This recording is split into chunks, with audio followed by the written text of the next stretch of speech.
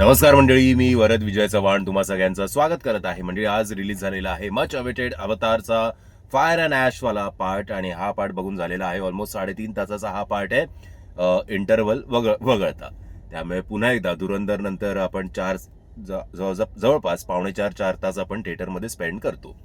But overall जर हा cinema तुम्ही बघणार असाल तर एक रिक्वेस्ट आहे की जो आधीचा पार्ट होता वॉटरवाला तो बघून घ्या, कारण तो पार्ट जिकडे संपतो तिकडेच हा पार्ट सुरू होतो. त्यामुळे मग जर तुम्ही तो पार्ट बघितला नसेल, एक क्विक रिकॅप जर तुम्ही केलं नाहीत तर तुम्हाला पटापट लिंक लागणार नाही की नक्की काय चाललंय ते.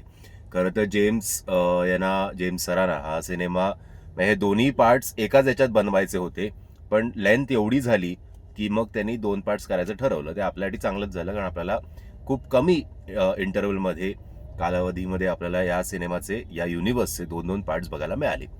एनिवेज, सो जेक आणि त्याची फॅमिली एक मोठ्या संकटातनं अजूनही स्वतःला ते सावरतायत, आणि लोक याचं अजून जो तो स्वतःच्या भावाच्या मृत्यूच्या तो दुःखात आहे. त्याचबरोबर ॲश पीपल एक नवीन स्टोरी झालेली आहे. तिची जी लीडर आहे वरांग, ती आईबरोबर सहमत नसते, इवा हिच्याबरोबर. आणि वरांग आणि कर्नल आता अजून डेडली झालेला आहे. हे दोघं अलायन होतात एकमेकांबरोबर in exchange of arms and ammunition, जो कर्नल या ॲश पीपलला देणार असतो तो. स्पायडरची एक वेगळी स्टोरी आहे. तो ओव्हरऑल पुन्हा एकदा थोडक्यात सांगायचं झालं तर जेक आणि त्याची फॅमिली या जगाला मोठ्या संकटातनं, या पॉवरफुल शत्रूंकडनं वाचवू शकणार का, याच्यावर आधारित ही संपूर्ण कथा आहे.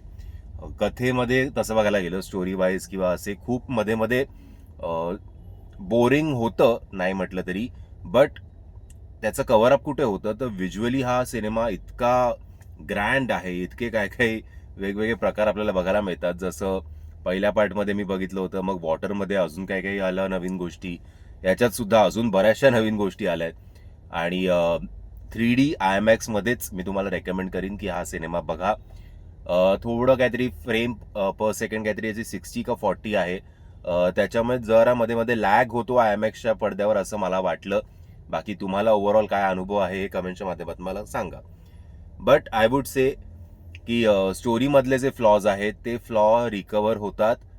ज्या प्रकारे सिनेमॅटोग्राफी आहे, BGM आहे, अभिनय आहे प्रत्येक कलाकारांचा, सो आणि जेम्स सरांचं विजन, सो या सगळ्या गोष्टींसाठी अवतार हा मस्ट वॉच आहे याच्यात IMAXमध्ये.